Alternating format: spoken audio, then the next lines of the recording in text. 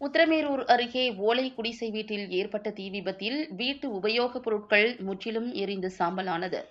காஞ்சிபுரம் மாவட்டம் உத்திரமேரூர் அருகே சோழனூர் கிராமத்தைச் சேர்ந்த சரோஜினி, இவரது கணவர் வேங்கைப்புலி. வேங்கைப்புலி உடல்நலக் குறைவால் கடந்த 10 ஆண்டுகளுக்கு முன் உயிரிழந்த நிலையில், விவசாய கூலி வேலைகளுக்கு சென்று பிழைப்பு நடத்தி வரும் மூதாட்டி சரோஜினி நேற்று காலை வழக்கம் போல விவசாய கூலி வேலைக்கு சென்றுள்ளார்.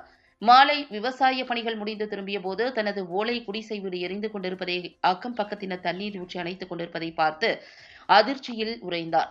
இந்த தீ விபத்தில் குடிசை வீட்டில் உள்ள உணவுப் பொருட்கள் உள்ளிட்ட அனைத்து பொருட்களும் தீயில் எரிந்து முற்றிலும் சாம்பலானது.